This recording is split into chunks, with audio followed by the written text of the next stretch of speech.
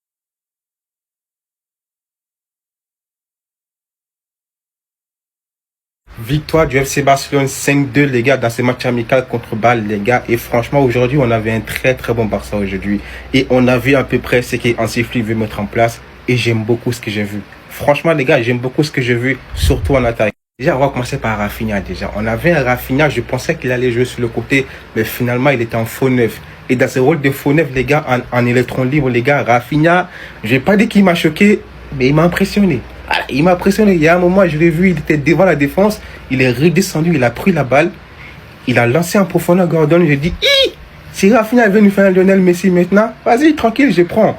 Gordon qui a fait un gros match aussi. Bon, lui, je suis pas choqué. Je vous le dis, les gars, montez dans le train.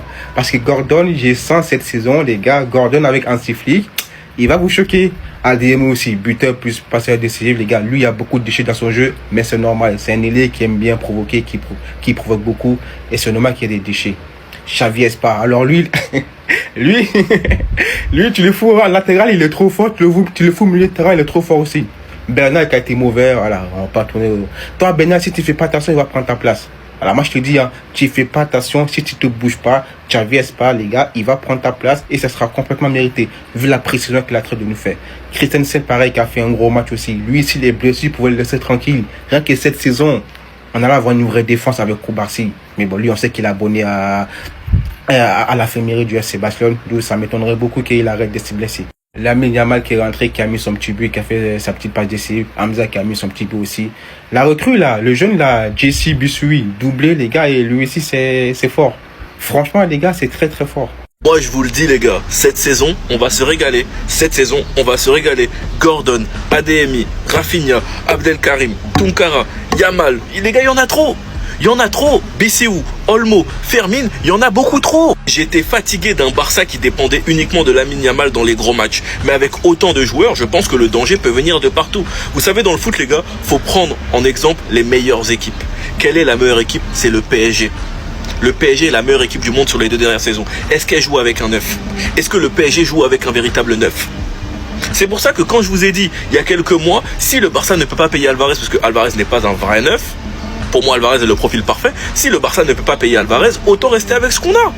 Tu peux très bien repositionner Rafinha dans l'axe, tu peux repositionner Gordon dans l'axe, tu peux repositionner Adeyemi dans l'axe. T'as du choix, tu peux même mettre Olmo ou Fermin dans l'axe. Pas besoin d'aller claquer de l'argent sur un 9 qui ne sera pas compatible avec le Barça. Pour moi, c'est Alvarez ou rien. Et quand je vois les combinaisons avec Adeyemi et Fermin, ça me fait déjà plaisir. Adeyemi qui est auteur, qui est 2 fois décisif dans ce match. Un but, une passe D, Bissiou doublé, Yamal buteur passeur, Rafinha passeur. Je peux que kiffer les gars et j'ai qu'une hâte. C'est que les matchs officiels commencent.